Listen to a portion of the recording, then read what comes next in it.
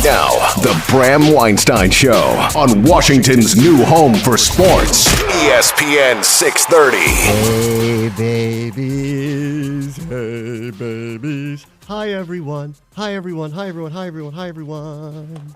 What's up? Happy Monday. What's going on? Nothing. What's up? Not much. All right. Congrats on your new bar, by the way. Thank you. Thanks for coming to checked visit. Checked it out yesterday. Thanks for coming to visit. Yeah, good spot there. Yeah, opened up a part owner. I'm not the owner. I'm a part owner. Yeah, part of the ownership group. Yeah, opened one of what will be, I think, many locations. I know many's maybe a strong word. Of at least a few. Right by GW. It's called Expat, and it's in the newly redone Western Market, which is beautiful in there. A lot of good restaurants. Yes. Duke's Grocery, Bindas, food court that's amazing. And we got this big giant bar. Yes. So come on down. You can look into it because it's downstairs. Yeah. Good spot. Good vibes. You can good see vibes all down the there. bad decisions being made in real time. You have the perch there. Yeah. Yeah, thanks for coming. You came, John Walton came, Yep. Scott Lynn. Yeah, Scott Lynn showed It's up. been a while since I'd seen Scott. Wino showed up. Yeah, Wino showed yeah, up. It's very nice of you all to show up. I've been slow rolling, showing it off to my friends. No, sure. It's nice. Thanks for coming. No, down. good vibes after the Caps game last night. So, Yeah, you guys. Yeah, you had afternoon. the early 12:30 puck drop. Yep. Which I'm sure the Winnipeg people were like, "Oh God," and looked What at a little Winnipeg bit. people? Yeah. Oh yeah. I mean, but who's watching that in Winnipeg? They're like, "What?" Like what? So we got us a layup yesterday with Winnipeg. That was nice. A couple points that were good. Tomorrow night is a good one for the Capitals. They get the Red Wings massive here. week. It's a massive week for them. Family's out of town, so I told you last night I'm threatening to go to a Caps game tomorrow night. I might just actually buy a couple tickets and go. Wow. Thinking about it. You buying tickets. You know how I put this out there to see who's got them that needs somebody to go with them. That's my purpose today of doing that. I'd rather not pay for them, but I would like to go. So we'll see. Call it a favor tomorrow. I won't produce. Go to the game. Oh, that'd be good. No, yeah. I'm not gonna. No, you're not gonna do that. You like money. Yeah, exactly. So we'll, That's you know how much of a net loss that is for me? It's a huge net loss. Huge net loss.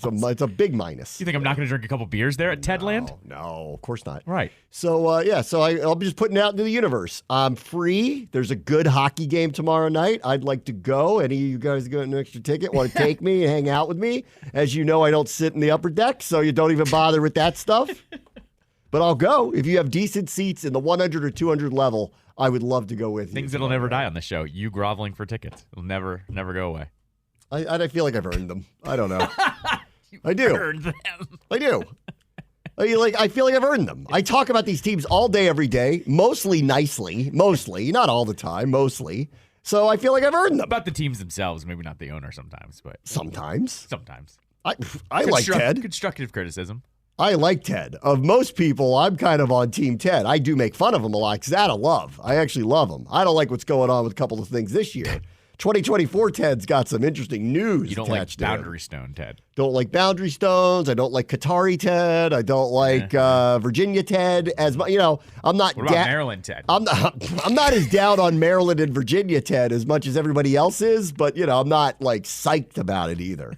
Of the list of things that I'm bothered by, it is number 3 actually on the list. Right, fair enough. Like Boundary Stones is actually above it because that was just, what are you doing? Well, and we now know now we know it was a Da Vinci Code thing to try to trick us into believing Virginia's cool. Which, not saying it isn't, but it was like, now that I know what that was. We're going to steal the Virginia Boundary Stones. Yes.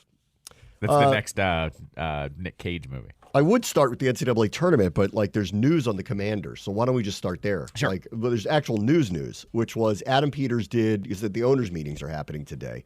Dan Quinn and the NFC coaches talk tomorrow. Today was the AFC coaches. So there was a lot of news from the AFC coaches today, but I didn't know Adam Peters did a media availability today. Of course, was asked about the number 2 overall pick, which I'll play in a moment. But I want to start with the news of what he said, which is the one definitive thing he said. Yep. We're not trading John Allen.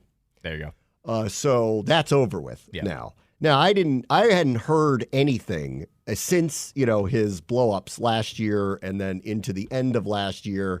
And then once he did that appearance with the Junkies and the other, all the other people from the other station, and he showed up and he was like, I'm kind of over it. Yeah. I was like, oh, okay. Yeah. So we're all good here. But if you look at his contract, which doesn't have a lot of guaranteed money attached to it and only has a couple years left, and he is, creeping up near 30, it was reasonable to think they're going to have a conversation with him about it. Sure. I have kind of fallen into the camp of, well, I'm only trading him if he doesn't want to be here because I'll be from the Tomlin camp of we don't have hostages. That's right. However, we don't have anybody even remotely close as good as him to replace him. Right. So there's nobody in the pipeline that I'm like, well, I think the idea was when Fedarian Mathis was drafted, he might be an answer for Allen or Payne because of cap problems. That was probably the idea. He has not turned into that player. So I don't think that they can reasonably think they're going to put him in there at a low rate and get anything even remotely close to what Allen or Payne are giving them. And all things considered, look at all the cap room they have. They don't have to trade him. Why would they? There's no reason to do it. In fact, I would argue that you move some of the money owed over the next couple of years up and take the hit now because you can and have a lower hit in subsequent years with him, if that's how you're kind of thinking about it. So the only move I would see with him contractually is give him more of the future years now, eat up the cap room that's not being used, right? Right. And save yourself down the road, assuming he's on the team for at least 2 to 3 more years. And so Peters hadn't said anything definitive about anybody. So I thought it's newsworthy to hear him say, we've had good conversations with him and we have no interest in trading him. And I haven't heard word one out of the Allen camp that they're at odds with that idea. So kumbaya, we're back there. Allen and Payne will be back together. Yeah, I mean, it did sound like it was mostly directed towards that regime when he spouted off of thinking about being traded and that. Yes, but he did say, I don't want to be part of a rebuild again. Sure. Remember that? He did say that part. Yeah. So that's why we need to revisit this because they can call it anything they want, but look at how many new players they're bringing in here. Right. And there's going to be a young quarterback. It is. It is. Whatever word you want to use for it. Retool. It's recalibration, I think is what they called it. The team, but I knew this going in. I said, this is going to be a weird year because Ron left them with so many players not under contract that whoever comes in here, assuming someone new comes in here, they're going to be able to look at the roster and make decisions about it. And they have made definitive decisions that they didn't want many of those people back. They could add Cam Curl back at what seems to be a relatively reasonable rate. They didn't even do that.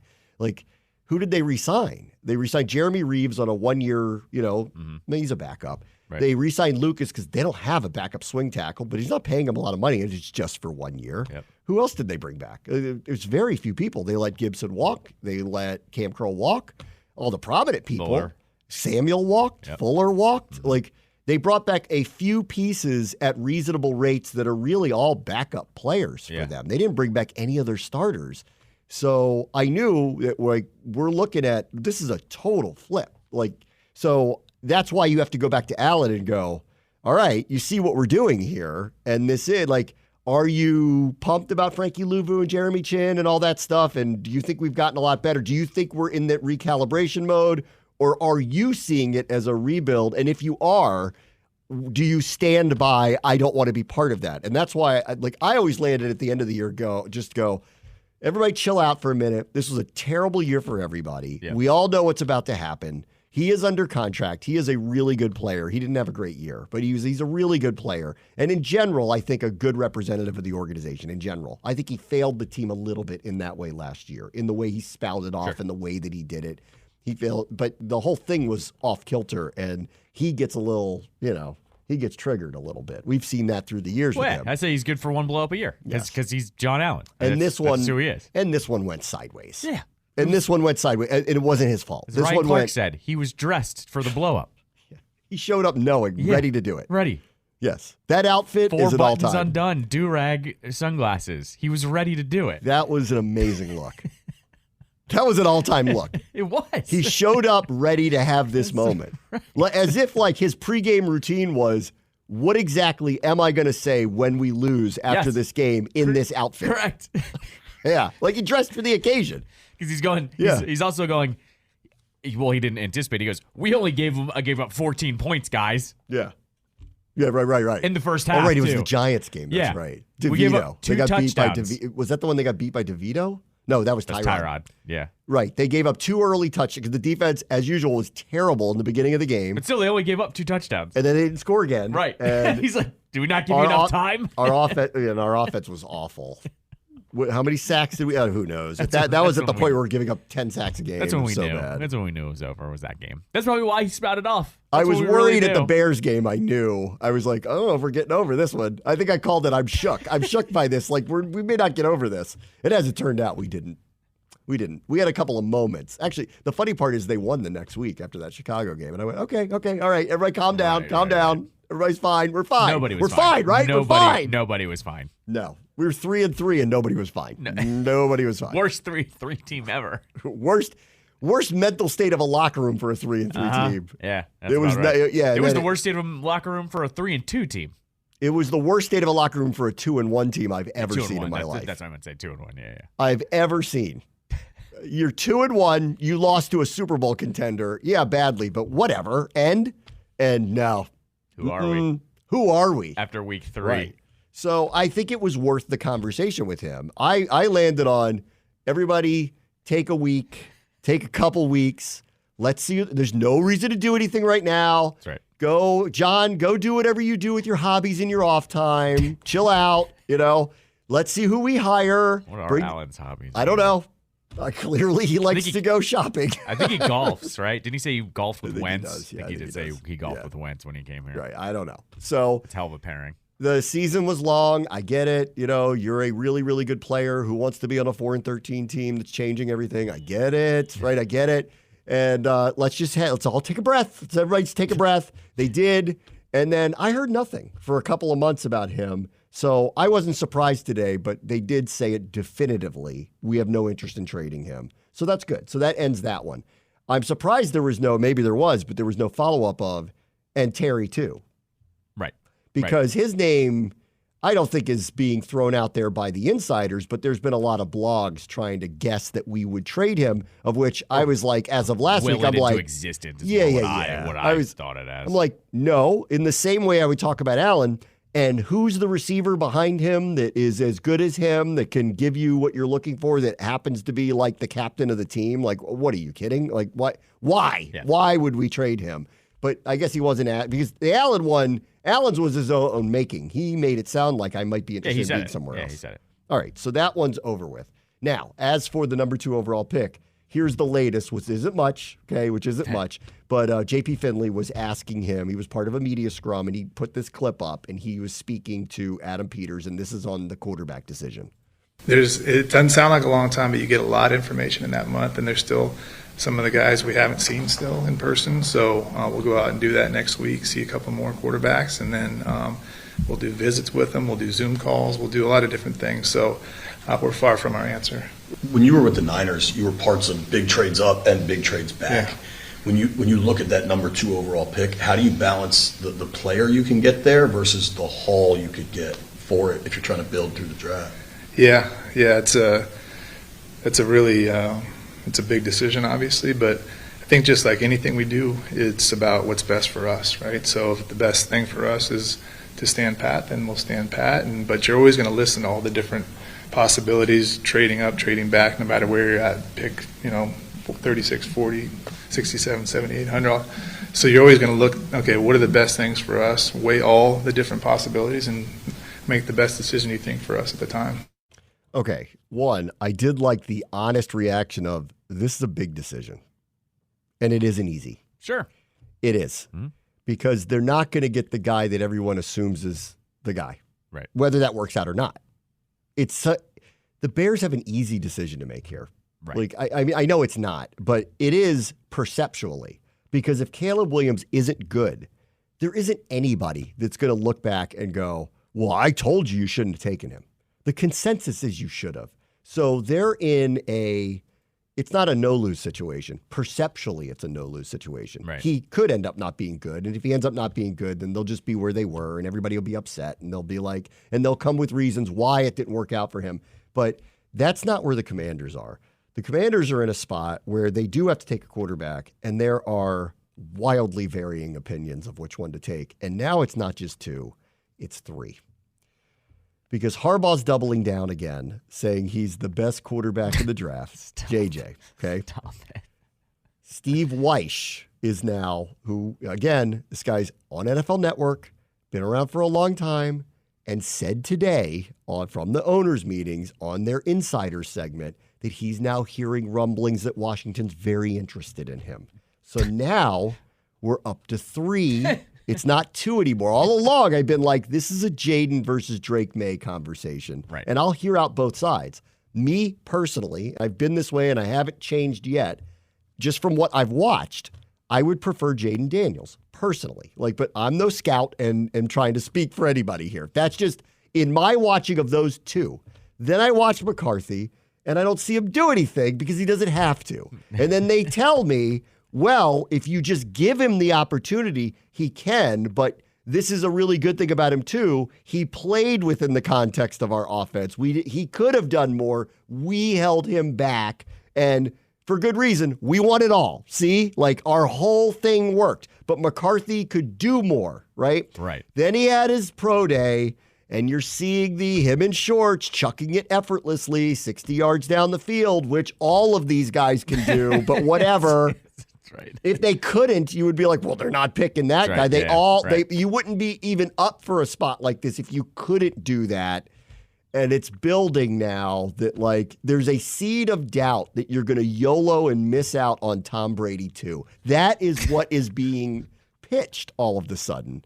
So listen, when a blogger says it or, somebody from Former scout. Yeah. From AnnArborForever.com, tells me whoever doesn't take him is going to regret it for the rest of their lives. Fine. From Maize and Blue and Blog. But Steve Weish at the owners' meeting saying it, I have to listen to that because he's talking to these people. And again, maybe this is subterfuge from other people saying, yeah, let's try to get them to take him because they seem like we know what Chicago's doing. They haven't said it, but everyone is under the impression, wink, wink, we know what you're doing. Yeah. Washington, I think have gone out of their way to be very tight-lipped. Not much has gotten out. I'm the voice of the team, and I don't know what they're going to do. They have been beyond quiet about what their thoughts are. Now, when he says we're going to do what's good for us, it is to pick a quarterback because trading Sam Howell gave it up. Right. There's no way, unless they're trading down to 3 or 4, there's no way because they won't get any of those quarterbacks at, say, Minnesota and 11. That's not going to happen. And there is no prominent quarterback available to them to go get anymore. They're all gone. Fields is gone. I'd hear out if they traded a 6th-round pick for Justin Fields, I would almost hear out, okay, because we gave up nothing for him and you can get this crazy haul and we don't love those guys like we loved it. Okay, fine, I would hear that.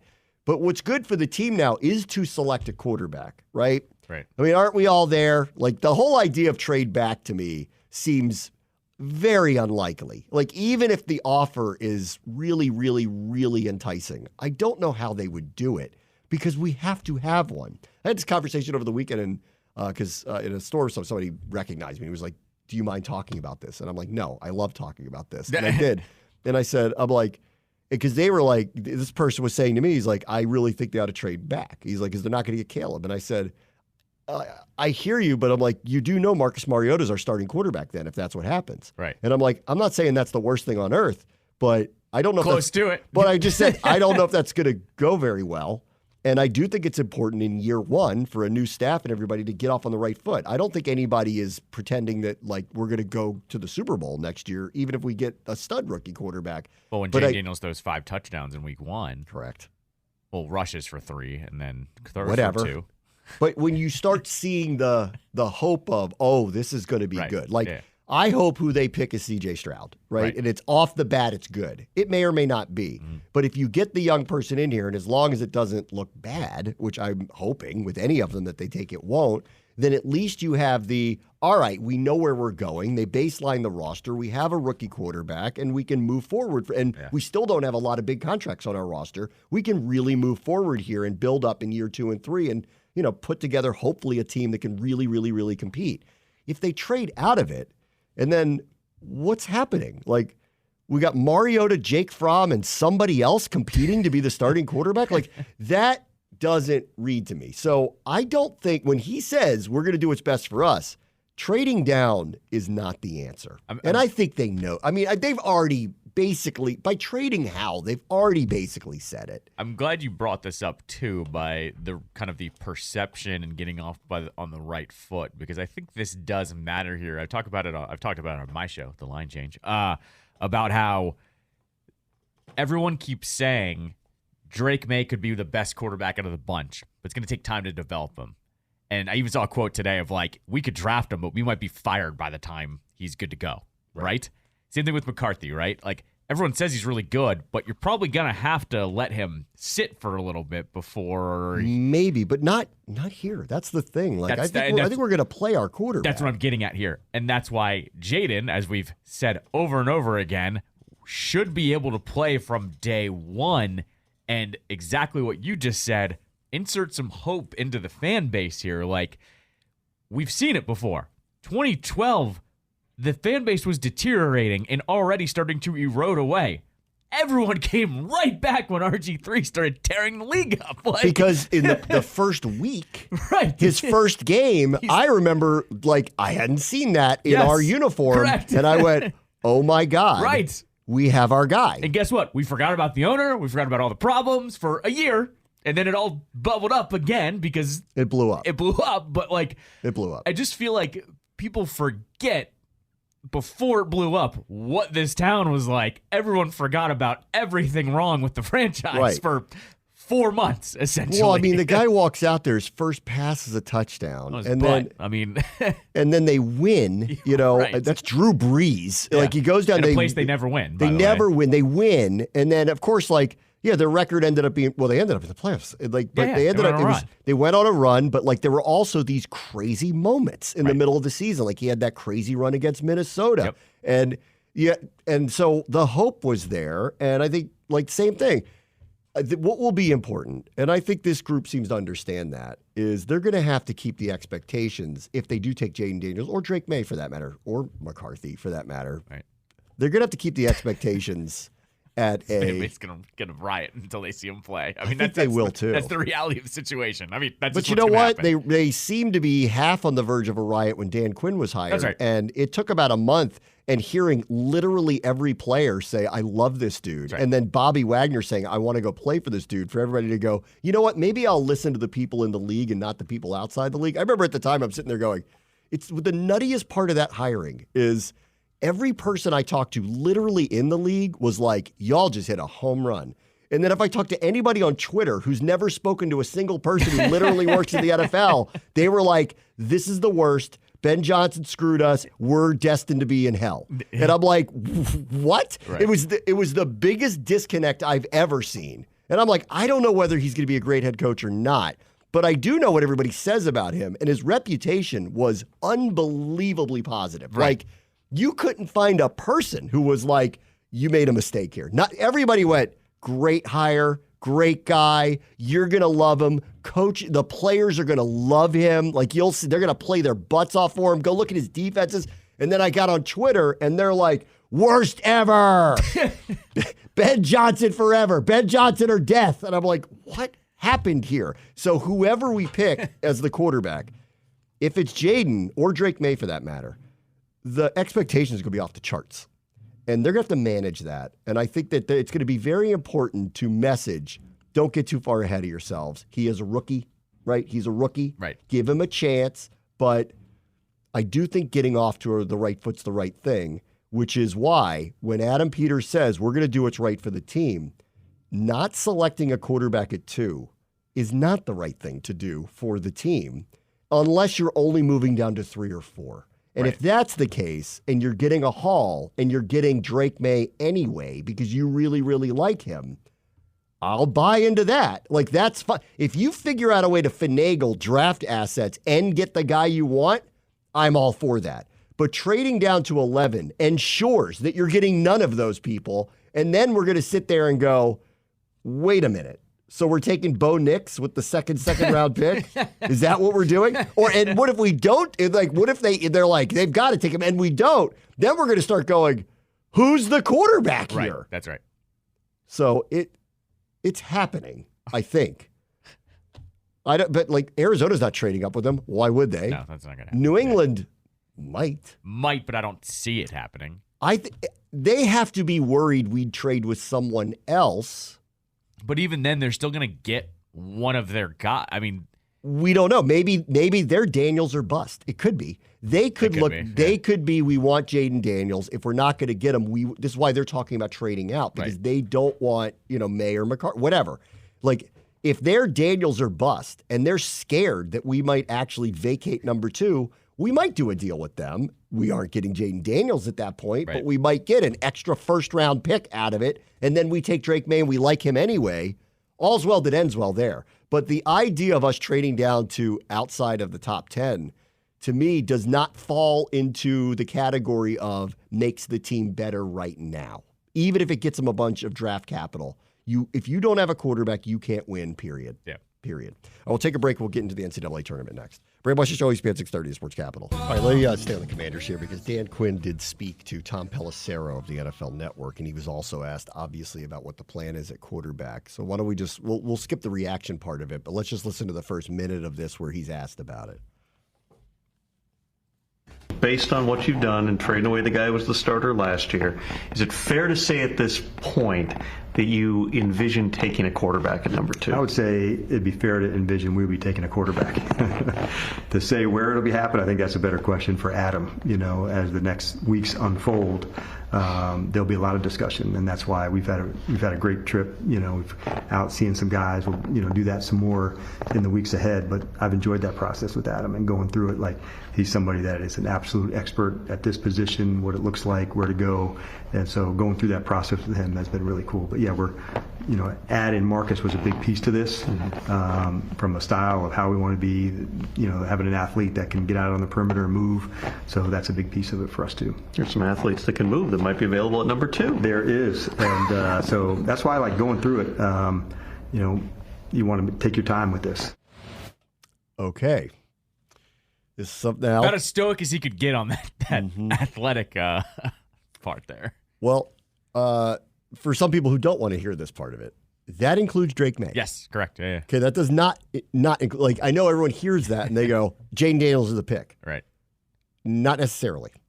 And here's the other part of this, because Dan Quinn just mentioned this in that clip. He said Marcus Mariota was a big part of this because, we're looking for someone. And I said this about him when they signed him. I go, what he is really good at is this scripted stuff that moves a mobile quarterback, where he executes that stuff very well. Where he concerns me is just his general accuracy in passing and downfield passing game, which I don't know would be semi non-existent. But with play fakes, motion, plays that are executed where the quarterback is scripted to go out of the pocket immediately. He's very good at the zone read stuff and all of the the keeper stuff. I don't think teams are not doing a ton of it anymore, but he's very good at all that stuff.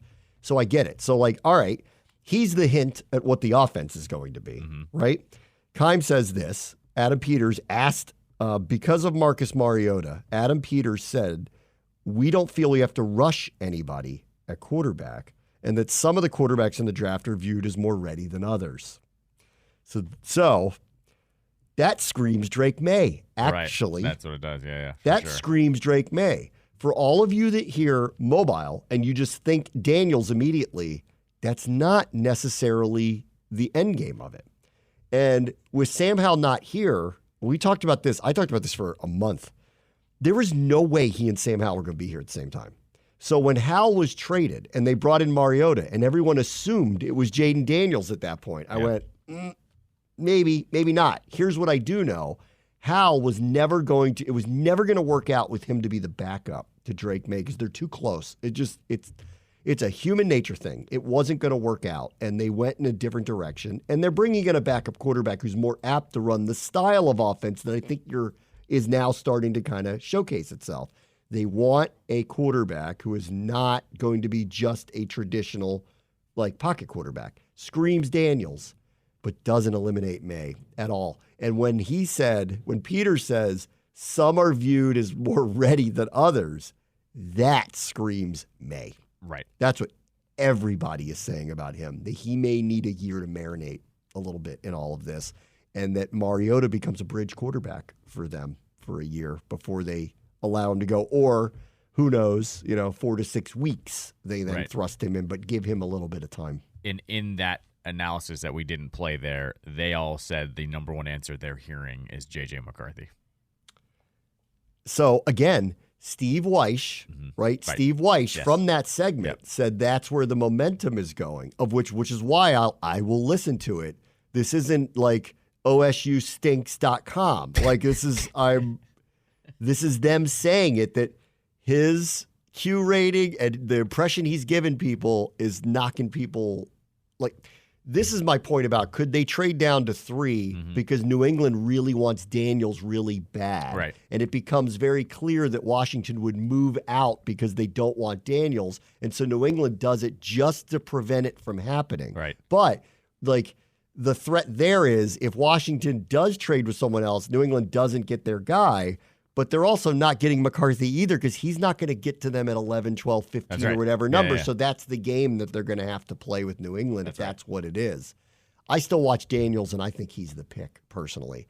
I don't think I'm, like, out on Drake May. It's just that's my preference. The JJ McCarthy thing is surprising. Yes. Because it's really... It was surprising when he's busting into the top 10. It really... I thought that... I looked at him in college. I saw a lot of them because they were so good. And I saw a lot of him, and I went, I don't think that... I think that guy's a backup. Like, I don't think he's a starter. Yeah. And then Harbaugh did the laughable interview with Coward, or thought it was laughable, and was like, he's the best quarterback in the draft. And everybody's like, ha, ha, ha. Right. That can't possibly be true.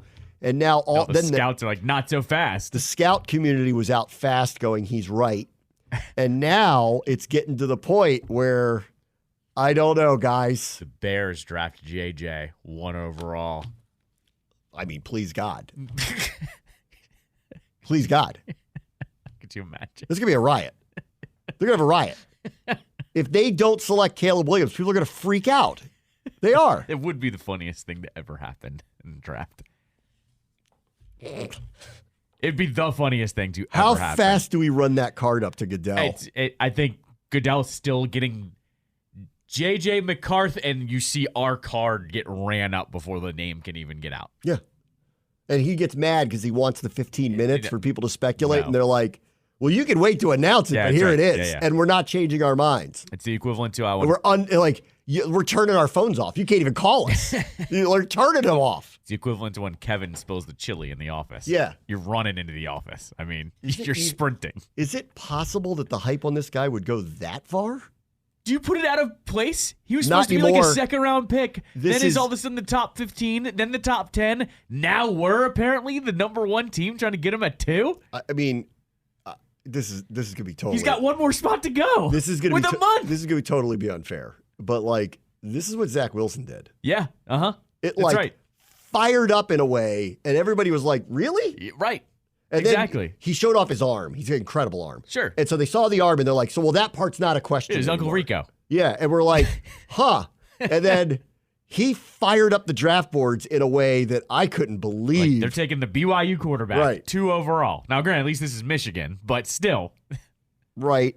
And they won the national championship. Like, one of the things he said when he came out of his interviews was he was like, go look at my record, guy. Right. And you know what? Like, that's hard to argue with that. And then he did shorts and T-shirts and could throw the ball 65 yards. And we're like, oh, okay. All right. So his arm's fine. And then Harbaugh's sitting there going, who's got it better than him? Nobody. Oh, God. Yeah, he's like, put on the khakis. Let's go.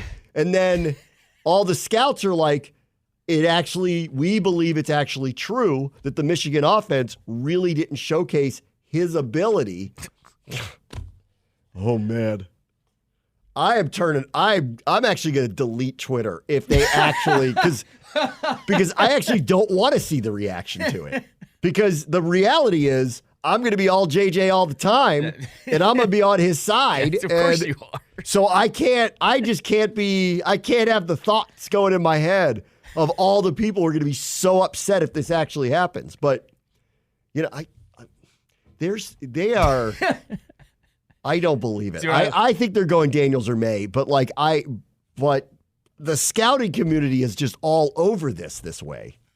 I mean, I think, once again, you have to put it out there. Like, Adam Peters did draft Brock Purdy. Like, with the last pick of the draft. Sure, I with know. the last pick of the draft. But, you know. If you pick JJ McCarthy with the last pick of the draft, we'd be psyched. I'm just saying. I know, but like it's not the number 2. No, because even he said it. It's a big decision. That was Trey Lance. 3. He was 3. I know. He was 3, behind but I'm still saying. Zach. I know, but still. That one was crazy. That guy didn't play very much. No, he didn't even start. He wasn't really a starter. That was the crazy. The crazy one on that was how little he had actually played. He didn't even get a chance. And how little he had played at a lower tier level. Right, correct. I mean, this guy was the quarterback on the national championship team. And? Well, listen, I said this about Penix, too. I'm like, don't discount the fact that that guy's winning. Right. Like, that matters. Like you go look at all this. You can go look at all this other stuff, but that stuff really matters. In big, high leverage games, he was great. Like, really great. I thought he should have won the Heisman, like, by the end of the whole thing. So, I don't know. I just want to say this. My one of my season ticket holder mates did go to Michigan. So he's psyched for this? Oh, my. He's psyched for this or not psyched for this? No, he's totally psyched for it. But he believes. Yes. Oh, so he believes McCarthy is that right, level but like it does go without saying, Michigan's a cult. Like I mean, there's just no. Harbaugh has a cult. Fine. So I mean, like Keim's huge Ohio State guy. Yeah. When I ask him about, because they've had a lot of quarterbacks go to the NFL, he'll say honestly, he'll be like, "Yeah, I loved him in college, but he can't play in the pros." Right. No, he was saying that he wasn't to that degree about Haskins, but he was like, I don't know about. I remember talking to him. He was like, I don't know about that pick. He was like, he's raw. It was the way he put it. He goes, great arm, and all that stuff. But he's like, he's really raw. He was like, I don't know. No, he loves McCarthy. Like, legitimately loves him. Like, thinks he's the Jersey best. day one if they draft him. Well, that's gonna be a lot of people. I mean, yeah, you're right. That's not unique, but. I can't believe how hard this decision's becoming. It didn't seem like it was going to, but it is really, because I can make a case I definitely can make a case for Daniels. I can make a case for May. So could I. Easily. Yep, absolutely. Like, go watch him. Yep. I can go make a case for him too.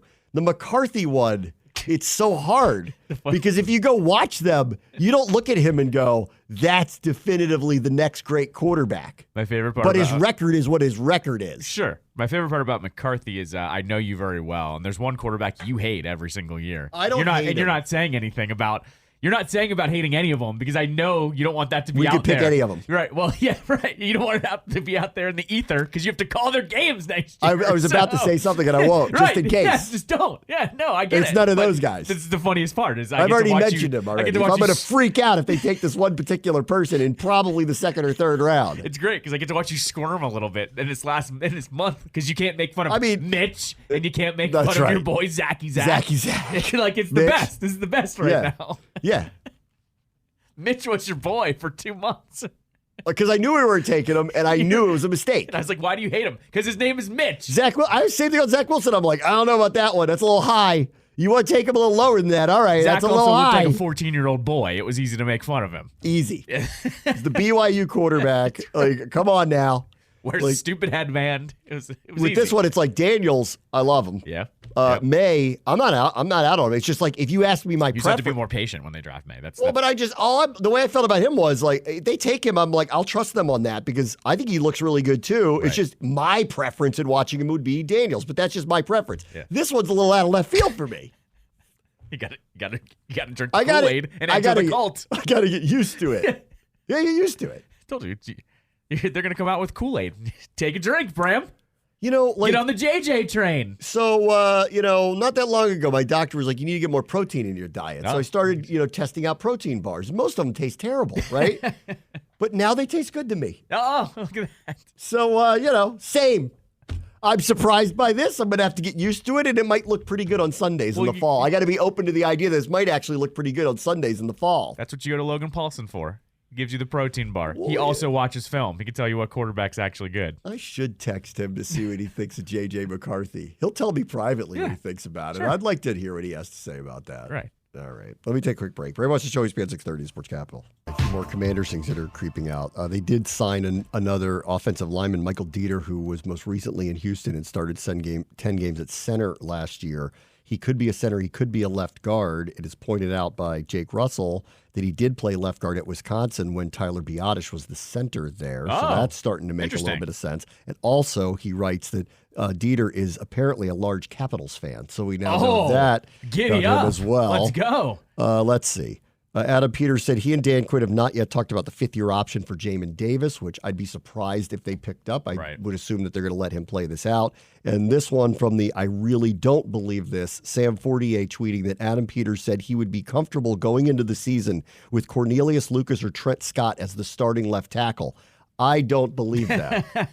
I do believe that they could both be on the team as the primary backups, but I do not believe that they will go into the season. And I believe they'll be drafting a left tackle. But that could be we're comfortable with it if we don't get the guy we want in the draft and we intend to draft somebody. Sure. I still feel like 2 is where they're going to pick a quarterback. And then if I had to just read in the tea leaves because of how deep the tackle crop is this year, they will use some of this early draft capital to probably trade back into the first round and draft a tackle. Yep, right. That's what I think will happen. Yeah. Then there was because the insiders are now projecting that JJ McCarthy's momentum is so hot and heavy, he might be the second quarterback selected this year. What did Tim Murray tweet out? Our friend Tim Murray points out on the DraftKings sportsbook board, this was 11 minutes ago, said plus 1,800 for JJ to go by the Commanders, and plus these are 2 separate bets actually. 1,800 plus 1,800 for JJ to be drafted by the Commanders, and plus 1,800 to be drafted with the number 2 overall pick. So those are the same. So that was the same, same odds there. He said the market just moved, and both of those numbers went to plus 1,200 because of that clip. Because of the clip where the Commanders are not telling you what they're doing, which I don't blame them. Why would they? Yep. But that Steve Weiss is now saying, the NFL insiders, and they're all talking about that the momentum is beyond real. Yes. Okay. Well, good thing I can't bet on anything because I won't be doing that. I want to see what did Jaden Daniels fall to. I want to see what that is. Yeah, he's probably like, what? Yeah, right. Yes. I'd like a hidden camera on him. Can we do Big Brother with these guys and have him do the video diaries where he just steps up and like, JJ McCarthy's going to get picked over you? And I just want his genuine reaction to it. What? Excuse me? Imagine what they're going to do in 3 weeks when it comes out that the Bears want to draft him number 1 overall. Please. And they go to Caleb Williams and say, they're actually going to pass on you for JJ McCarthy. Oh, but here's Freezing Cold Takes can listen closely to this one where I'm like, please Bears take JJ McCarthy so we can get Caleb Williams, only to find out 5 years later. So let's see how that goes. Right. Let's see. Capitals beat the Jets yesterday. Yep. They lost 3-0 to them a couple of weeks ago, and then they beat them 3-0 yesterday. Yeah. Ovechkin remains red hot. Had a weird. Him and Connor McMichael seemed to share a goal. It's fantastic. And then he had a late goal, the nice deke move. Just a vintage deke move on a great pass. They look good. I mean, Lindgren was good. They look good. Defensively, they look good. They scored when they had to, and they got 2 more points. And now tomorrow night they get the Red Wings. It's a big deal because they're still chasing them with a game at hand. But sure. Beating them would go a long way towards potentially slipping into the playoffs. It's worth unpacking Friday, too. Friday, they were in a legitimate shootout with the Hurricanes, won 7-6 in the shootout. That one, Kemper started, and I think I told you it was going to be a high-scoring affair. Kemper got pulled, didn't play the third period. Lindgren comes in. Carberry's been pretty quiet on the goaltending thing, but he finally let it slip on Friday after the game. Was like, I needed our group to pick it up a little bit, so I made the change in goal, which tells you everything that I've been trying to go say watch since the games. November. Yeah, right, exactly. It's not good. Correct. And he had a couple because they played Friday night. Yeah. I was talking to you yesterday about it. We didn't talk about it on the air. Right. He had a couple of them where he vacated the net on a couple of plays. One where his glove hand went up late. What are you doing? Really bad. The guy needs a reset. Clearly, you got to hope that maybe the next 3 years aren't as bad as that. But either way, just 3 more. Yeah, just 3 more. Okay, that's the worst contract they have right now. But then he goes back to Lindgren, goes back to the well, and Lindgren gets a shutout against a team that killed them a couple weeks ago. It was a fantastic effort yesterday. And by the way, the best part about this Caps team so far has been they stay calm. Like, they're not going to freak out because there was no goals. And then what happened in the third period? They just started chipping away. Carlson hits him with a huge howitzer, ends up getting the first goal. Ovechkin scores the next 2, and they cruise to a victory. This team, when they lock it down, they're as good as anyone in the league. They're going to take someone down with them, is what I keep saying. Like, if they make it into the playoffs, I'm going to see them. We'll see who it is. Of course, no, but they're going to push it to 6 or 7 games, I think, and they might See take who it someone is. out. Yeah, no, but it's just who they are right now. They're keeping things close, and honestly, though, the best part about it, the most fun part about it, is it's Ovechkin pulling them into this thing. Like, the guy scored 7 goals last week. He didn't have 15 before the halfway point of the season. We were saying, 20 might be a really good year for him this year. All of a sudden, he's blowing away those expectations. That's been the most fun part about all this, is it's Ovechkin driving them and pulling them into the fight. Like, I said this to you, I think last week or a couple weeks ago, about how, the NHL writers have been really kind to Sidney Crosby and saying, oh, I can't believe the Penguins, they sold for the first time, and we feel so bad for him. Here's Ovechkin just being like, get on board, because I'm going to score a bunch of goals, and you guys need to as well if we're going to do this thing. And that's what they're doing. They literally said today that everyone's falling in line because he is now on his scoring pace. So Congratulations, TJ Oshie, who did get to 1,000 games yesterday. Well, no, it was 1,000 games in Vancouver. Yeah. His celebration was yesterday. His celebration was yesterday. They did a nice job. So I saw all his family was there. So they did a nice job with him. Yep. He looks beat up. Well, so yeah, I mean, that guy plays really hard, so that's just who he is. he's got 1 year left on his contract. I'm going to watch what happens here in the offseason with him. Not that he's getting traded or going anywhere, because no one's going to pick it up, but I got a funny feeling that they're going to have some talks with him like they've had with Backstrom. That's what I think. I would think so. It doesn't seem like it's to that degree. Like, Backstrom can't skate. Right. And Oshie can, but he's his own worst enemy. He's just like, his body's falling apart, but he only knows how to play one way. And I was watching him yesterday, and he's not. It's so obvious. Like, with someone like that, it's obvious when he's not right. This was really important to him, too. He actually, we had a lot of pregame material from him, and he had said, he didn't have goal expectations or point expectations, but he said 1,000 games was really important to him. And every person we had congratulating him, we had Brooks Orpik, we had Braden Holtby, we had Carl Alsner, we had all these former Caps, and every single one of them said the same thing. 1,000 games for the way you play is really, really impressive. It is. And that's he puts his body on the line. Correct. And not we, but the organization also had thanks from all the USA players like Patrick Kane and Jonathan Quick, and it was the same thing across the board. You play harder than just about anyone else. Yes. And the fact that you got to this number is a huge deal. But it's also, you see how he's moving now. Yes. It's taken a toll on him, to say the least. Last thing real quick. Congratulations to the Spirit. They got their first win over the weekend. Yes. And they scored the game-winning goal with the last minute of extra time. That's awesome for them. Awesome, yeah. That was awesome. That match, if you've not seen them, it is wild. I've been trying to get everyone on the Spirit train for years and years now at this point. Yeah, it's a great product. Yeah. Go check them out. It was fun. So they got their first win. Congratulations to them. They're back home the 31st, I believe, is their next home game. So, yeah. All right, we'll take a quick break. Bram, show ESPN 630 Sports Capital. All right, let's go over the NCAA tournament as we have reached the Sweet 16 portion of the event, which will reconvene on Thursday. Start in the East. UConn has not had a problem yet with anybody. Yep. They killed the 16-seed Stetson, then they went and roasted Northwestern in a game that wasn't close. Mike Greenberg, for some reason, went on TV today and said he thought that they could make the NBA play-in tournament, to which I would say, stop it. You've been around too long. Utterly ridiculous thing to say. What are we doing here? Come on.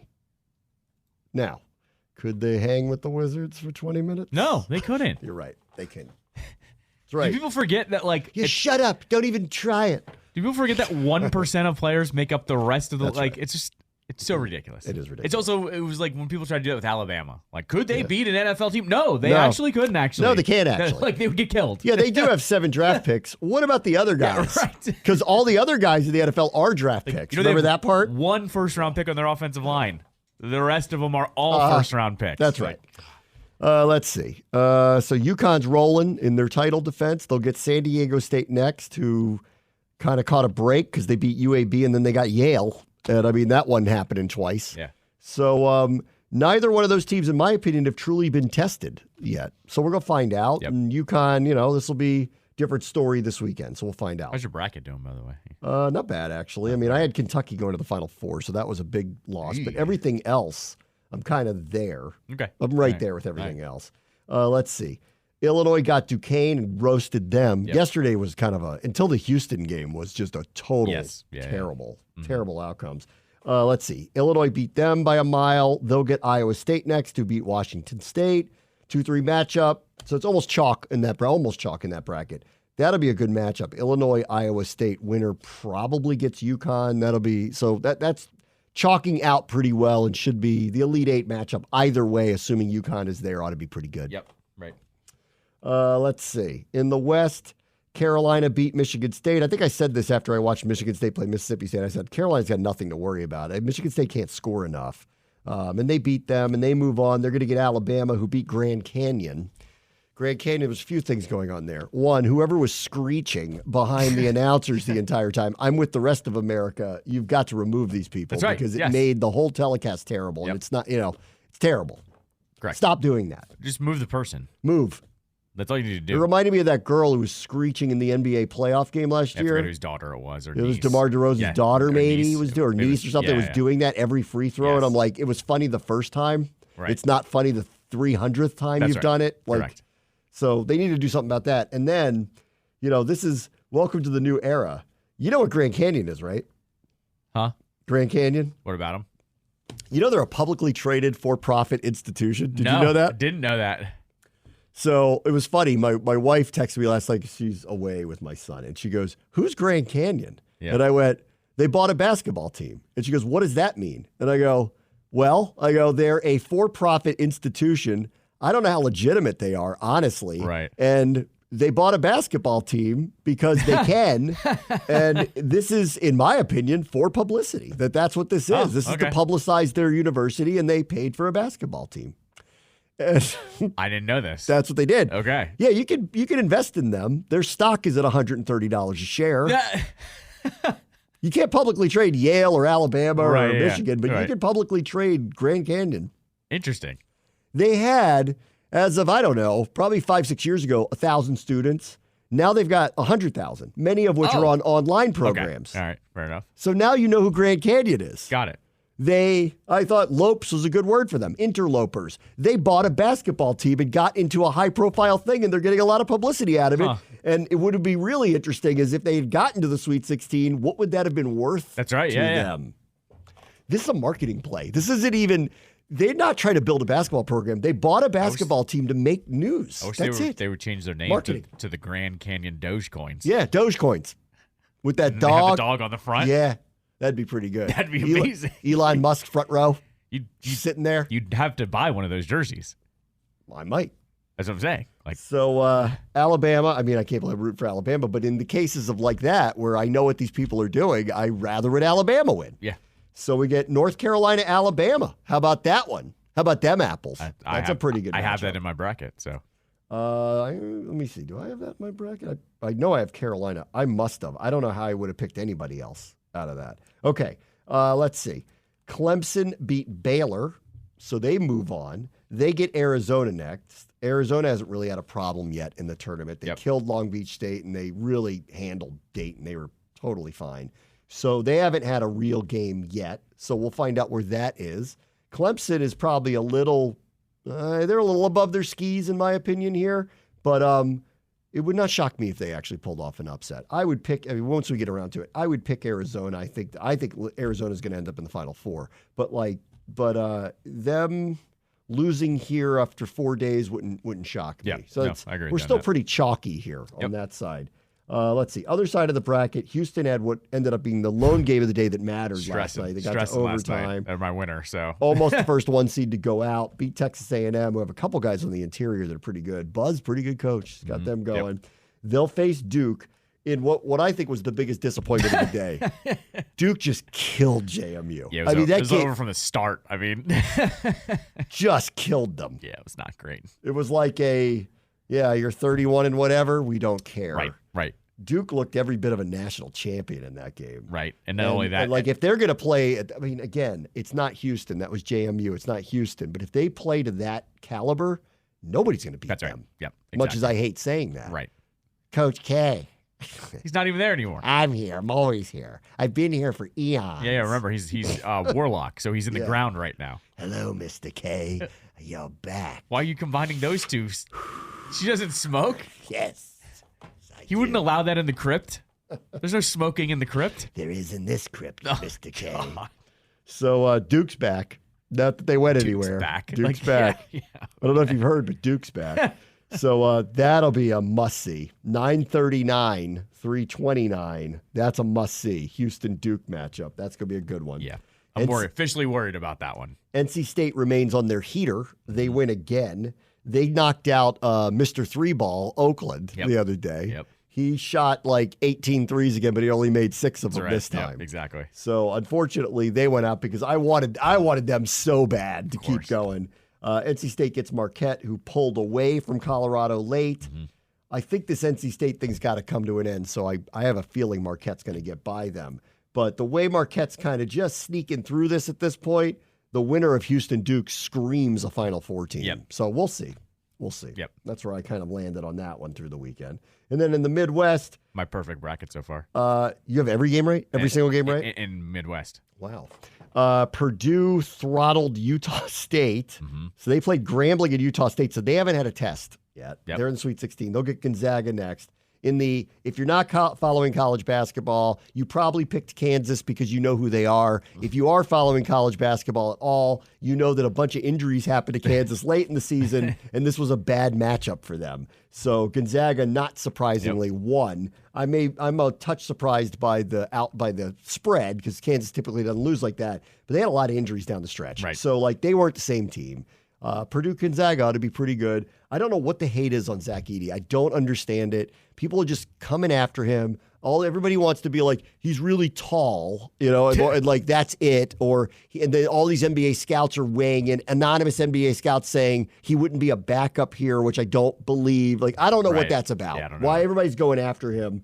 But this is going to be the show me game. They haven't had a matchup yet. So this is a show me for Purdue to beat Gonzaga, and we'll have to see where that lands. And then chalk down at the bottom of it, Tennessee knocked off Texas in what was a very close game, and Creighton got away from Oregon late. Oregon had a chance to beat them at the buzzer, didn't, and then they got to double overtime and won. On that Purdue-Gonzaga matchup, the only other person that's threatening me in the pool that I'm in has Purdue winning. Oh. And I have Gonzaga beating Purdue. So it's going to swing our whole entire pool on that matchup, by the way. So no one cares about your bracket, but this is like fantasy football. That's fine. You can talk about it. But I'm just saying, though. Let me see what I have. I don't even know what I have.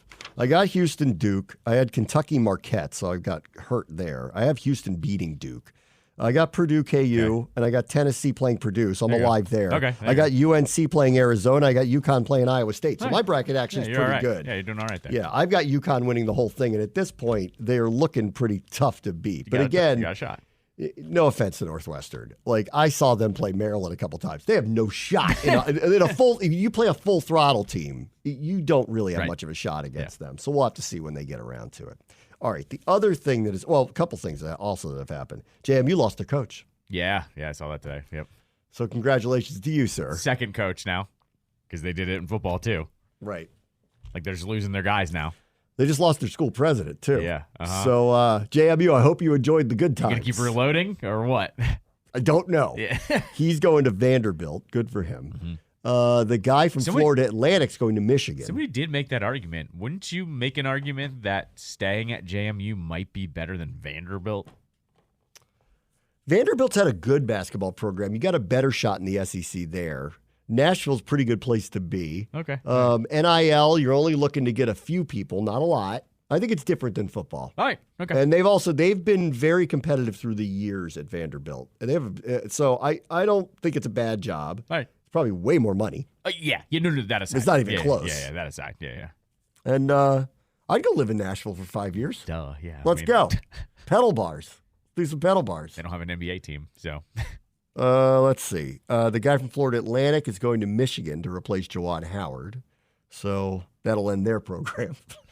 Right. Correct. Nice knowing you. Yeah, it's been real. Yeah, where are you guys? Like, this is my favorite. They were in the Final Four. Really good program again. 8 seed, whatever. Where's their school located? Nobody knows. No idea. I know, but I just want to see if anybody knows the answer to that. It's like the Boundary Stones. They don't really exist. You just know because the word Florida's in their title that they're somewhere. And Atlantic would be a tip-off that it might be on one particular side of the state. Yeah, that's what I think. You'll have heard of the town that they're from, but I'd love to hear anybody who knows it. Nobody knows. So they'll go back to oblivion. Where are they at? Boca Raton. Oh, so they'll okay. go back. They'll go back to I know, not so bad. That's a good location. Boca Raton, Michigan. I don't know, buddy. No one really cares about you until tournament time. That's right. That's right. Nobody's paying attention. You can do whatever you want. So there's all that. And then the story of the NCAA tournament, though, is Kim Mulkey, who I will go on record, I've always hated her. Like, I'm just going to say. She just seems like a bad person to me. Article's not out yet, right? Correct, yeah. Everybody's waiting for it. Yeah. Okay. So I actually did not like that Pat Forty did this. But Pat Forty tweeted that an article is coming. Up. Yeah. He doesn't work for the Washington Post. Right. It's not his article, but he got the word. You know, when these big ones are coming, you hear sometimes, like every once in a while, I remember Don Van Natta dropped a meteor on us. Remember that one time? Yep. It's rare. Most of the time we're in the something's coming, guys. Yep. I don't know when, and it's probably not going to be pretty, like one of those. So the word got out that the Washington Post has a piece that she's not going to like. Right. We don't know to what extent. And Pat Forty, for some reason, did that, which I don't agree that he did it. I don't think he should have. It's not his place. It's not his outlet. So whatever, he did. So now the word's out. And then she preemptively does a 3-minute preamble to a press conference to basically blast fake news, bad journalists, trusted media, that she would sue the Washington Post for printing defamatory things, and that she has been unfairly targeted because her ex-players who spoke were tricked into speaking, and that she never gave an interview because they gave her 3 days to answer questions that they put in front of her before they're going to go to publication, whenever that may be. Mm-hmm. She also admitted in this that she's known that someone was writing about her, Kent Babb in this case, for 2 years. Yes. So for her to sit there and go, you didn't give me enough time to answer these questions, when he's asked for interviews for 2 years. That's right. Ridiculous. You don't get it both ways there. You don't get it both ways. 2, if you don't know what the article says, how would you sue them for defamation? That's right. That's right. Exactly. Other ridiculous thing. Mm-hmm. 3, the quotes from your ex-players, however they got them, if they are real quotes and not taken out of context, are what they are, lady. That's right. Yes, exactly. It's a trifecta of the you have no idea what you're talking about. Then, the other one is, and this is, by doing this press conference, now everybody's waiting with bated breath to read this. Correct, yes. Because who in the world preemptively comes out and threatens to sue people over something they haven't seen yet? Basically self-titled. I mean, she's like, I know this is going to be awful. Yep. It's going to paint me in a terrible light when it does come out, and I assume it will, because this ain't the Post first rodeo with people preemptively saying, I will sue you if you put this out. And they go, well, if it's the truth, too bad, you can't win. That's right. Because to win a defamation suit, the information has to be blatant lies. And not only has to be blatant lies, you have to know that you're printing blatant lies. So guess what? If they're not, they're immune from any defamation suit. And they know this, and Kim Mulkey doesn't. And also, the other part is, like, not that this needs to be said, but, she doesn't come off as a very likable person. No, she sucks. I don't think when she did this that she was going to get Team Mulkey getting behind her and going after with the pitchforks to the media. I think everybody's going, yeah, I bet that you're going to find out that she ain't the greatest person on earth. I think, oh, shocker. There's a lot of people that don't like her very much, and maybe she's not the nicest person to play for. But we don't know what it says, which is the most amazing part of the whole thing. She preemptively throws all these, grenades at him. And she even admitted in that thing, she doesn't know what it says. Right, exactly. She's just heard it's bad. No kidding. Yeah, well, gee, I wonder why she thinks it's bad. Because she literally lives her own life. She knows what she said. She knows what she's done. She knows whatever culture she's built down there at LSU. Listen, she wins a lot. The players play hard for her, clearly. This is 2 places they've done it. She's won national championships at 2 different schools. Yep. She's clearly high-level coach. I'm sure her means are not going to be particularly well. You think? Yeah. Especially with all the Reese stuff this year, too. Remember Reese was out for weeks and no one knew anything about it? With who? Oh, Angel Reese? Angel Reese, yeah. Right. Why was she not there? That's still don't know. That's never been really clarified. Right. The stuff with her, and I'm sure part of the article, will mention Brittany Griner, and she was terrible about that when Brittany Griner was in Russia in jail. Right. Like, she wouldn't even say a word in her defense, or like, can we bring her home? Like, she wouldn't even go that far to do that, which is whatever.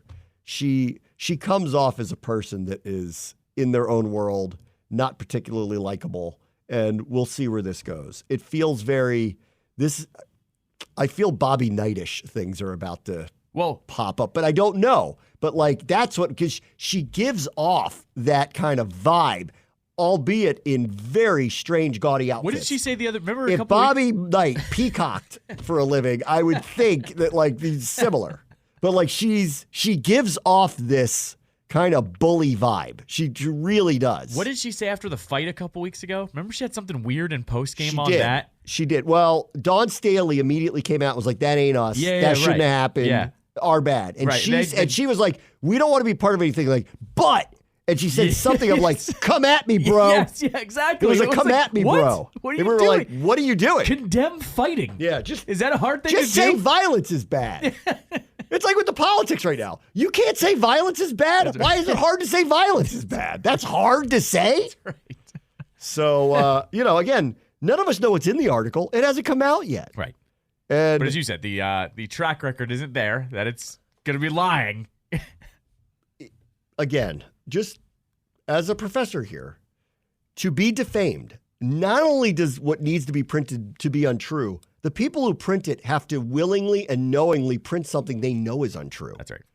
I don't think that's going to meet that standard, but that's just me. Having not read this, I'm going to go with the Washington Post is not out to, in her words, do a hit job on her. Right. What do they care? That's right. Exactly. They just have probably heard a preponderance of evidence that this person is someone that you might want to do a profile about because their behavior is probably not great. And that's what they're doing. And that's why I feel like you're going to get Bobby Knight-ish type things where the bullyism, that's what I think you're going to hear about. Yeah, yeah. Like, I'm hoping we don't have like choking people like Bobby Knight did, but like the whole being just a massive bully is what screams to me about what the picture is going to be painted here, because that's the personality she displays. No, she displays nothing but a power trip. Correct. I mean, so I think we're going to, we don't know what the specifics are, but I think don't. we're going to get all of the things that we know about, that we hear about in football and basketball and baseball and all the other sports that happens, because this is what happens when crappy people get in her position. They get power hungry. Correct. So, and so I don't know what it's going to say, but it isn't going to be good. Not when you do that. And then she did some other press conference like yesterday, like a follow-up, and she said that her team hadn't heard about it, and they're not on the internet, and everybody in the room was surprised to hear about all this stuff, which was yet again like, they're not on the internet, huh? I'm going to go, one, they're not on the internet, sure, and two, they're the least surprised people that an expose is coming out about you, lady. They live with you every day. Exactly. So I'm dying to read it. And it probably won't live up to whatever expectations there are now, because the way she went after it, Kent Babb's probably like, it ain't that bad. You know, like, he's probably like, we're not saying you're ISIS. Like, what do you think we're saying here? I was just waiting for the Kim and Urban podcast. Oh, Kim and Urban. The Kim and Urban coaching podcast. How to get the most out of your kids. What do they talk about? When trolling is okay. When we return. When it's okay to kick your kicker. Yeah. Some people need to be subjected to emotional abuse, okay? We have our first T-shirt for sale. Let me see your thumbs. Do you want to win? Don't take the plane back when you're near home. So you want to win with Kim and Urban. Oh, man. I think it's sad thing is we'd all listen to that. Uh-huh. I would. Because it'd be unhinged. It'd be amazing. That's a Saturday Night Live skit if they ever wanted to do it. It's definitely We're live at the bar. Definitely a Colin and Shay bit, too. Oh, yeah. A lot of that happening with those two guys. Uh-huh. Oh, yeah. Anyway, I'm bated breath to read it now. Kent, let us know when it's coming out. I thought by now, because like she so preemptively did it, I'm like, when's it dropping? So maybe they're, because of what she did, they're probably fine-tooth combing it with the lawyers. That's what I just assumed. to make sure. Right, make sure. But if it comes out, they are rest assured pretty feel immune to any threats about it. Of course. Yeah. The truth's the truth, guys. Sorry. Hate to break it to you. My guess is the Post said, hold off for a day, and we're going to make sure everything's right, and then it's going to hit in a day or two. The lawyers go through all this stuff. Correct. And they have to make sure it's all right. And this isn't the first time they've been threatened. Go ask the people who covered the Commanders the last few years about threats. Right. Yes, correct. Go ask Liz Clark about that. Which is still the funniest part about this, by the way. Like first Ted, now her. Do you guys not understand how modern sports works? Just don't say anything. Don't acknowledge it. You bring more attention to it by going full scorched earth. Like, you realize that, right? I want Ted to dress like Kim Mulkey and hold a press conference where he threatens to sue everybody over defamatory things about Potomac Yards. Nobody has said defamatory things about Potomac Yards, though. Well, he may think they have. Yeah, you're right. Maybe. You're saying defamatory things about the state of Virginia. That's what you're doing. Ask Glenn about it. Do you think Ted could... I can't believe how badly I want to read an article about Kim Mulkey now. I'm like dying to read it now. And there's no way, like, everybody now, because of what she did, everyone thinks it's going to paint her as a monster, and it may not go to that length. It's gonna disappoint you. It's not going to be that bad now. I'm only slightly irritated you didn't link two things that could have been linked between those two. What? Do you think Ted could gift her the Irene Poland suit from draft day? Because it's like one of your favorite things to bring up. What if she wore that? That was the weirdest thing you ever did. I was like, why do you have that? Such an odd thing to have. It's your favorite thing to bring up because you think it's so weird. It is weird. Listen, everybody collects weird stuff. That's weird. That's a weird thing to have. We hung out with Scott Lynn yesterday. Yeah. I don't want to know what's in his basement. Don't even tell me. I don't even want to know. Scott has cool things. You been down there? Yeah. You don't know. Yeah, I've been down there. There's probably one particular room that's got his real stuff that you don't want to know about. Stop it. You don't want to know about. This is my other collection. Scott doesn't talk like that. It was nice to see you yesterday, Scott. Do you think Kim fits into the suit? That's all I was asking. Maybe that's why Ted lost all the weight. He wanted to fit into the dress. I didn't say that. You said that. I didn't say that. It wasn't a dress. It was a suit. Oh, right. It was a pantsuit. Yeah, it's a pantsuit. Yellow. Yeah. Canary yellow. Correct, yeah. Yeah, that's a... May I have that for my collection? Did he ask her? I don't know. How did he get it? See, I knew when I brought this up, you're going to just start going because you can never let it go. I want to know how he got it. How did you get that? Well, Nike runs out of jersey ideas because they burn through them so fast. Are we going to get the Irene Poland jerseys next year? Hi, it's me, Yellow, Theodore. canary yellow jerseys. What have you done with that pantsuit? She's like, what do you mean? I'd like to memorialize it in my basement. She's probably like, what are you talking about? Anyway. What a day. Now we're taking JJ McCarthy number 2. What a day. Buy your Michigan jerseys, folks. Yeah.